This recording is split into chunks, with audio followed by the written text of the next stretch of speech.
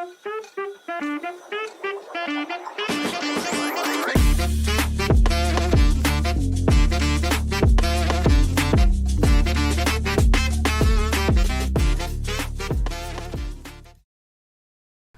वालेकुम, मैं हूं विशाल शाकिर और लॉ स्टूडेंट्स बिलखसूस मुझे जानते होंगे क्योंकि आप लोग सबसे ज़्यादा डीएम्स और मैसेजेस करते हैं इस बारे में कि सर काइंडली मियां साहब के पास इंटर्नशिप के लिए रखवा दें या हमारी सीवीज़ जो हैं वो मियां साहब तक पहुंचा दें।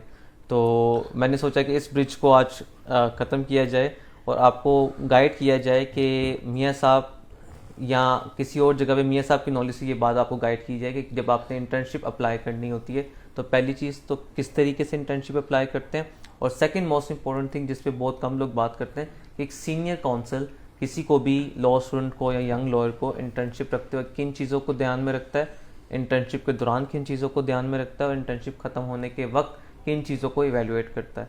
तो आपकी आसानी के लिए मियां साहब से इस पर आज डिस्कशन करेंगे। अस्सलाम वालेकुम मियां साहब। मियां साहब, कमो पेशी अगर मैं देखूं तो हमारे पास रेगुलर की 20 से 30 एवरेज सीवीज़ आती हैं। मेरे पास पर्सनली बहुत आ जाती हैं, वो कहते हैं कि सर आप मियां साहब को फॉरवर्ड कर दें या कुछ सिफारिश कर दें। सिफारिश कल्चर आपने कभी ऑफिस में चलने दिया नहीं, चाहे वो केसेस का हो चाहे इंटर्नशिप्स का हो। तो as a mentor, as a senior, आप इंटर्नशिप जब आपके पास कोई बच्चा इंटर्नशिप के लिए आता है क्या चीज़ देखते हैं, या खुद वॉक इन करके आता है, या जब आपके पास सीवीज आती हैं तो कौन सा मोड प्रेफर करते हैं आप और किस चीज़ को मद्देनजर रखते हैं? Vishal, let's walk through this video in a different way. सबसे पहले मैं आपको बताता हूं जो मेजॉरिटी 99.9% लोग गलतियां करते हैं। देखो, जब आप किसी फर्म में अप्लाई करते हैं तो आपका जो रिज्यूमे है, आपका जो सीवी है या जो आपका कवर लेटर है बड़ा मेटिकुलसली क्राफ्टेड होना चाहिए। जिस तरह मैंने परसेंटेज आपको बताई है, ज्यादातर लोगों ने टेम्पलेट्स उठाए गूगल से, उसमें अपने नाम वगैरह इनकॉर्पोरेट किए, क्वालिफिकेशन सूट करती भी है कि नहीं करती, उसके बाद वो एबिलिटीज आपके अंदर हैं भी कि नहीं है, आपने किसी का अच्छा सीवी उठा के उसके अंदर फिल इन किया एंड यू जस्ट अप्लाई। अच्छा, when you are applying it तो उसके बाद आपने कुछ 1.5-2 सफ़े की ईमेल लिखी हुई है by explaining about yourself which is not depicted in your resume. ये बहुत बड़ी गलती होती है। फिर बहुत सारे लोग क्या करते हैं, they apply for the sake of just check boxing that कि जी हमने अप्लाई कर दिया। मैं जब उन रिज्यूमेस को, कवर लेटर्स, अभी मैं आपको एक एग्जांपल दूं, रिसेंटली ये किसी यूनिवर्सिटी से किसी बच्ची ने अप्लाई किया मेरे पास इंटर्नशिप के लिए, तो सीवी उसका लगा हुआ, CV was very good, but जब कवर लेटर उसने अटैच किया तो कवर लेटर के अंदर क्या किया हुआ कि पूरा कवर लेटर लिखा, dear sir madam I am applying to the law firm, with in bracket space खाली है, बिफोर मिस्टर अली हैदर वो जगह खाली है, उसके बाद मैंने कहां से किया वो जगह खाली है, यानी वो टेम्पलेट उठा के भेज दिया। I replied to that person, कितना अच्छा सीवी, और उसके बाद कवर लेटर, ओ सर गलती होगी, meaning thereby you are not for serious, because as a employer और a person who is offering the internship, who is giving his time to train you, mentor you, I need to see कि दूसरी तरफ से भी उतनी hunger है कि नहीं है। तो अगर आपने फॉर्मेलिटी के तौर पे अप्लाई करना है तो 90, ऑनेस्टली मैं आपको बताऊं, कुछ ईमेल्स, कुछ नहीं बल्कि मेजॉरिटी ऑफ द ईमेल्स मैं जैसे उन्हें देखता हूं और जो कुछ उसमें लिखा होता है, फौरन से पहले मैं उसे चेक बॉक्स करके डिलीट कर देता। I don't even bother to look into that, I don't even bother to call them कि जी आप आए और इंटर्नशिप करें, क्योंकि वो इस किस्म की गलतियां की होती हैं। फिर उसके बाद आपकी मेंटल क्लैरिटी नहीं है। अच्छा, यहां पे क्लैरिटी के साथ बताऊं, 2 किस्म की एप्लीकेशंस आपके पास आती हैं। एक आपके पास आती है जो यंग ग्रेजुएट्स हैं, जो लॉ कॉलेजेस से ग्रेजुएट हो गए, और कुछ स्टूडेंट्स हैं लॉ स्कूल्स के। जो स्टूडेंट्स हैं लॉ स्कूल के, उनके अंदर अगर किसी ने अप्लाई किया है तो कुछ अच्छे लॉ स्कूल के जो स्टूडेंट्स होते हैं उनको बाकायदा ट्रेनिंग की जाती है। वो आपकी वेबसाइट पे जाएंगे, आपके सोशल मीडिया हैंडल्स पे जाएंगे, they research about you and then they draft their CV, और कुछ ऐसे ही अप्लाई कर देते हैं, बस रैंडमली अप्लाई कर दिया। सो मेरे लिए जो जिसे कहते हैं ना सबसे फैक्टर होता है कि I am not calling that person for that reason कि जी आप एक इंटर्नशिप के लिए अप्लाई कर रहे हो एक पीपल मास्टर के पास, जहां आपने you are expose to the cases, you are expose to the क्या कहते हैं very sensitive files, you will be allowed to accompany your pupil master to the courts to see और अगर आपके अंदर वो प्रोफेशनल बिहेवियर नहीं है और उसके ग्लिम्स भी नजर नहीं आ रहे, यानी ये होता है कुछ लोग होते हैं कि जो प्रोफेशनली अभी इमेच्योर होते हैं लेकिन आप उनको शेप अप कर लेते हो, कुछ ऐसी एम्बेडेड किस्म की उनके अंदर वो जिसे कहते हैं ना ट्रेड्स होते हैं कि आप उनको चेंज भी नहीं कर सकते। सो उस वजह से मैं आपको एक एग्जांपल दूं, 99.9% सीवीज फेक फोर्स्ड सीवीज होते हैं, टेम्पलेट्स उठा के डाल दी। So I don't call that person, it varies from firm to firm, person to person, I don't know about others. यानी मैं आपको एक एग्जांपल बताऊं, अगर आप रिजेक्शन हो जाती है, आपको नहीं सिलेक्ट करते, डोंट बी यानी गेट डिसहार्ट फ्रॉम दैट।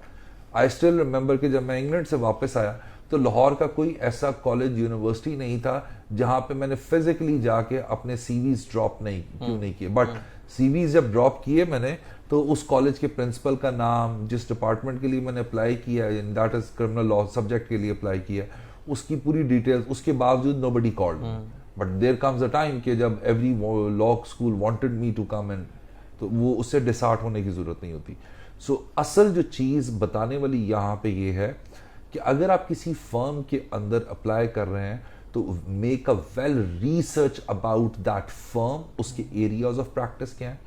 बहुत अच्छी फर्म्स ने तो अपनी वेबसाइट मेंटेन की होती है, अपने केसेस मेंटेन किए होते हैं, अपनी जजमेंट्स वहां पे मेंटेन की होती हैं, उनको देखा करें और फिर उसके बाद आप अप्लाई करें और फिर हो जाता है। अच्छा, बहुत सारे लोगों की राइटिंग स्किल्स और रिसर्च स्किल, विशाल जैसी भी तगड़ी, और मेरे जैसा नालायक बंदा विशाल के पास आएगा कि सर मुझे सीवी बना दे, तो विशाल साहब अपनी रिसर्च करके, एआई मॉडल यूज करके, सारा कुछ करके वो बना तो देंगे, but when you come and sit on this chair you know nothing about it.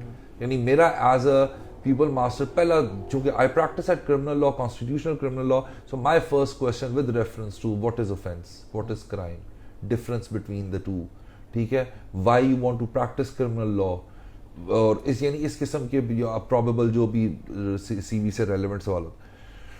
यानी मैं आपको एक एग्जांपल, एक बड़ा फनी सा आइडिया शेयर करता हूँ कि एक किसी खातून ने अप्लाई किया मेरे पास और वो मैंने सीवी देखा, सीवी वाज वेरी गुड।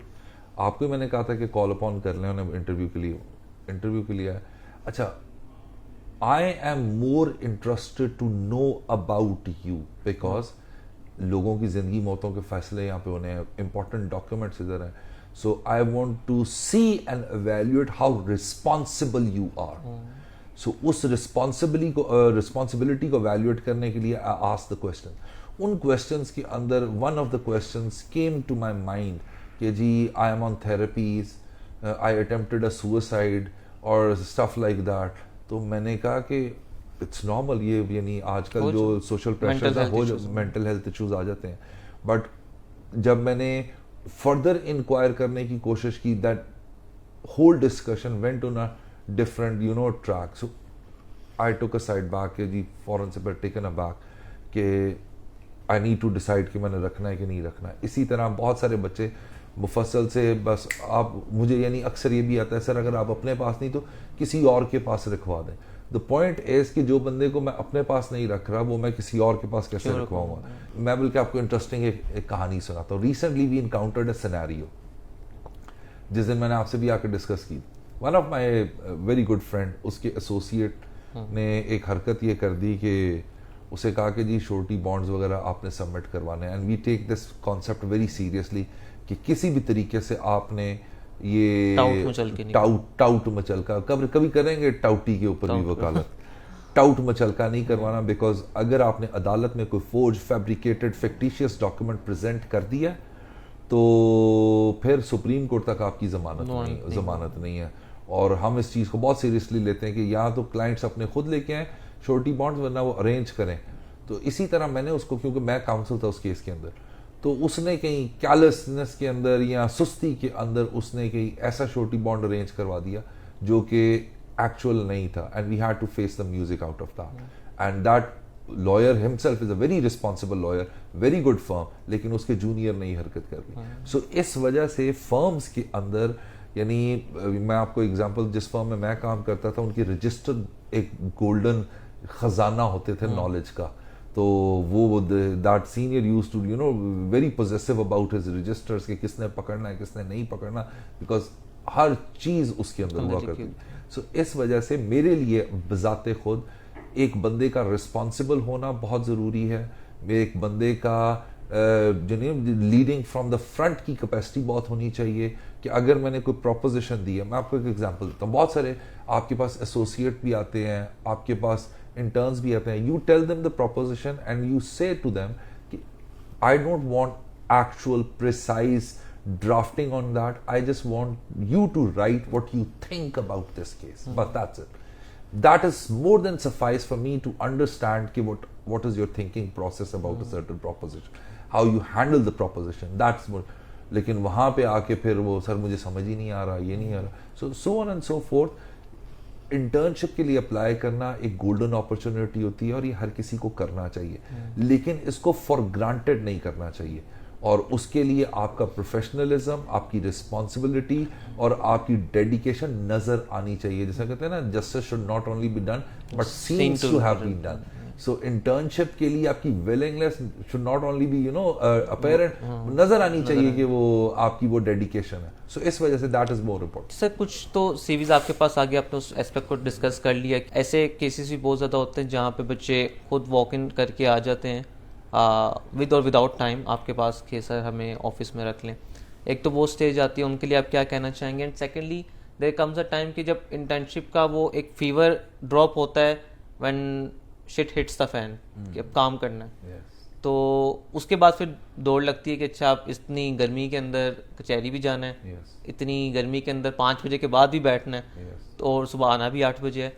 तो वो फिर बहुत थोड़ा आहिस्ता आहिस्ता उतरना शुरू होता है, specially for some very good law college as well, जहाँ पे इस तरह का कल्चर नहीं है कचहरी culture, they are not producing litigators. तो वहाँ के बच्चे भी काफ़ी डिस्टर्ब हो जाते हैं. तो इनके बारे में आप क्या कहेंगे? अच्छा देखो, टू बी वेरी ऑनेस्ट, अगर if somebody pops at my office, I would never entertain that CV because there is a mechanism. Emails available हैं, उसके बाद वेबसाइट्स अवेलेबल हैं, देयर इज अ मैकेनिज्म, क्योंकि वो पूरे एक सिस्टम से होके आना होता है. तो द बेस्ट मैकेनिज्म इज कि आप वही करें. बाकी कुछ रेफरल्स भी होते हैं, कोई आपके दोस्त वगैरह जानने वाले भी रेफरल कर दें, तो उसके अंदर भी अगर, यानी मैं आपको एग्जांपल बताऊं, बहुत सारे लोग अगर रेफरल से जो आते हैं ना, खासतौर पर बिलखुसूस जो किसी रेफरेंस के थ्रू आए, वो अपना सीवी नहीं लेके आए. अच्छा, उनसे आप पूछो कि what have you done so far in terms of कि आप किसी के पास काम कर रहे थे, उधर सबसे हाईलाइटेड केस कौन सा था, कौन सा ऐसी चीज थी जो फ्लैट, सर हम तो डेटे लेते रहे, हम तो बैठे रहे और ये वो सारा कुछ. So why would I be putting a responsibility on myself of a person who is not himself is very serious enough to understand and how to handle the litigation? याद रखना, मैं आपको एक एग्जांपल देता हूँ. देखो, फर्म्स के अंदर काम करना is very good, but more good, what is more good is building your own practice. अपनी प्रैक्टिस को बिल्ड करने का जो मजा है, in fact I am not using the appropriate word, वो नशे का, वो जो नशा है ना अपनी प्रैक्टिस बिल्ड करने का, because every single case you build on is just like your own baby. कि मैंने इसमें ये दरखास्त दी थी, इसमें मैंने ये क्रॉस एग्जामिनेशन किया था, इसमें मैंने ट्रायल में ये किया, और उससे जो आपको रेम्यूनरेशन मिलती है that is more satisfying in comparison to getting a fixed salary from the firms. So अपनी प्रैक्टिस को बिल्ड करने के लिए आपको स्ट्रीमलाइन करना चाहिए, और उसी वजह से आप इन फर्म्स के अंदर जाते हैं, आपके यंग करियर के अंदर you are not expose to big clients, big fishes. So but आप फर्म में काम कर रहे हैं, you are expose to big fishes. Just monitor, watch how your senior is handling those people. But उस stage पे पहुंचने के लिए जो पहली हर्डल क्रॉस करनी है, that is applying for internship और एसोसिएटशिप. और उसके लिए बहुत जरूरी है कि आपकी सीरियसनेस भी होनी चाहिए, आपको रिस्पॉन्सिबल भी होना चाहिए, and you must have a hunger to learn, not that कि टू फ्लॉन्ट के जी मैं सलमान सफदर साहब का वकील हूं, मैं सलमान अकरम राजा का वकील हूं, मैं फराज शाह का वकील हूं, मैं ख्वाजा हारिस साहब का वकील हूं, मैं फलाने का वकील हूं. Not to flaunt that, but you join big firms not for the sake of the partners of that firms. You join those firms only for one reason, that you are exposed to a big high profile cases. Yes. और एक normal conventional case को handle करने का pressure और एक high profile case को handle करने का प्रोफेशर पोल्स अपार्ट. सो आपके पास ये कैपेसिटी होनी चाहिए. और ज्यादातर हमारे यहाँ लॉ स्कूल्स को देखें, summer winter spring internships apply कर देते हैं, लेकिन आपने जो टाइम वहां पे गुजारा, उसके बाद आपने उसको मटीरियलाइज करते हुए उसमें इजाफा कैसे किया, दैट इज मोर इंपॉर्टेंट। यानी आप मेरे लिए पास 1 महीने के लिए काम किया, चले गए, you are back to the law school, back in to the studies and everything, but unless and until you're materializing what you learned the experience from a firm, तो उसका कोई फायदा नहीं है। जितनी बड़ी, जिसे कहते हैं ना आप, बड़ी से बड़ी फर्म में काम कर लो, उसका कोई फायदा नहीं। So that is more important. अच्छा सर, वो जब मरहला आप पार कर लेते हैं कि आप इंटर्नशिप के लिए आ गए, अब मियाँ साहब ने इंटरव्यू ले लिया, अमूमन कुछ लोग इंटरव्यू से भी बहुत डरते हैं कि इंटरव्यू ना लिया जाए और सीवी की बेस पे रखा जाए, बट ये चीज़ यहाँ पे फॉर दिस फर्म मियाँ साहब तो डेफिनेटली इंटरव्यू लेते हैं। तो आपने इंटरव्यू ले लिया, इंटरव्यू लेने के बाद रख लिया, इस पूरे प्रोसेस में इंटर्नशिप एक तो कितनी देर की आप रखवाते हैं, एंड सेकेंडली कि इस पूरे प्रोसेस में आप क्या देखते हैं बच्चों के अंदर, क्या चीज़ें आप देखना चाह रहे होते हैं या क्या चीज़ ज़रूरी है बच्चों के लिए ताकि मियाँ साहब उसको अपनी मेंटरशिप में रख लें? ये विशाल, मेरे लिए ना सबसे बड़ी जो चीज़ है, एक बंदा रिस्पॉन्सिबल होना चाहिए, दूसरा ही और she must be mentally free to understand and think about a proposition. Because अगर आपकी लीगल इक्विपमेंट के अंदर कमी है, मैं फिक्स कर दूंगा, नो प्रॉब्लम। अगर आपके थिंकिंग प्रोसेस के अंदर बिल्कुल भी नहीं है तो I can't help it, but अगर आपके पास जरा सी जुस्तजू और कोशिश करने की वो, जिसे कहते हैं ना, उसे कोशिश है, तो उसको मैं फिक्स कर दूंगा। सो मेरे लिए रिस्पॉन्सिबिलिटी सबसे इंपॉर्टेंट चीज है, कि बंदा रिस्पॉन्सिबल हो, कि फॉर सेक ऑफ आर्ग्यूमेंट मैंने कह दिया कि जी 8 बजे आपने अदालत में पहुंचना है, तो फिर 8:01 नहीं होना चाहिए, फॉर अ रीजन कि जी इस परसेप्शन के साथ कि सर मुझे मोहम्मद साहब ने तो कह दिया था बारी 10 बजे ही आनी है, तो मैं आराम से 9 बजे। What's the point? Punctuality legal profession के अंदर आपकी बारी आनी है कि नहीं आनी। If you have no other case and only one case, then you should be in that court exact on time। ये जो नखरे सीनियर्स के होते हैं, ये उनको सूट भी करते हैं, क्योंकि अगर विशाल साहब जैसा बड़ा वकील है तो वो किसी अदालत के अंदर कह दिया जैसे वो दूसरी कोर्ट में आ रहे हैं, तो courts take a tolerance to that. But एक बच्चा जिसको nobody knows, he is just young profession के अंदर है और वो अदालत में टाइम पे नहीं पहुंच रहा, तो वो उसको एक ऐसी आदत डेवलप कर देता है कि over the period of time वो इतनी पक्की उसकी आदत हो जाती है, फिर वो कभी भी टाइम पे अदालत में नहीं आता। सो अदालत के अंदर जाके आपने सीखना होता है। सो आई ओनली सी के कितना रिस्पॉन्सिबल है और कितना इंडिपेंडेंटली सोच और लिख सकता है, that is more important. Thank you so much sir. और इसी नोट के साथ हम एंड करेंगे with my own experience joining मियाँ साहब। Very few people know this, that before joining Mia Saab I was on a very good post and I was drawing a very good salary there as well, but मुझे इस चीज़ का एहसास था that apparently and eventually I need to become a litigator, और उसके लिए एक अच्छा pupil master ढूंढना बहुत ज़रूरी है। और उन दिनों में जब हम मियाँ साहब का इंटरव्यू कर रहे थे, I realized that if I had to be under someone's mentorship तो वो फिर मियाँ साहब की होगी। और कभी मौका मिला तो अपने व्यूअर्स के साथ में स्क्रीनशॉट शेयर करेंगे किस तरीके से 6-7 माह मियाँ साहब के तरले करने के बाद ये अपॉर्चुनिटी मिली कि अपनी इंडिपेंडेंट प्रैक्टिस होने के बावजूद और अच्छी सैलरी ड्रॉ करने के बावजूद I left everything and came here just to have mentorship of मियाँ साहब, ताकि अपनी लर्निंग हो सकती हो। तो the purpose of sharing this is के it takes time and it requires courage and effort. अगर आप करेंगे, डेडिकेशन देंगे, तभी जाके आप किसी अच्छे पीपल मास्टर के साथ काम कर सकते हैं। मुझे उम्मीद है कि इंशाअल्लाह ताला इस वीडियो से आपको गाइडेंस मिली होगी कि किस तरीके से फर्म्स में अप्लाई करना है और किस तरीके से एक मेंटोर जो है वो किस पर्सपेक्टिव से और किस एंगल से अपने एसोसिएट्स को या अपने इंटर्न्स को जज कर रहा होता है। इसी नोट के साथ मुझे दीजिए इजाज़त। अपने क्वेश्चंस को हमारे कमेंट बॉक्स में ज़रूर बताइएगा। Thank you so much. अल्लाह हाफिज़।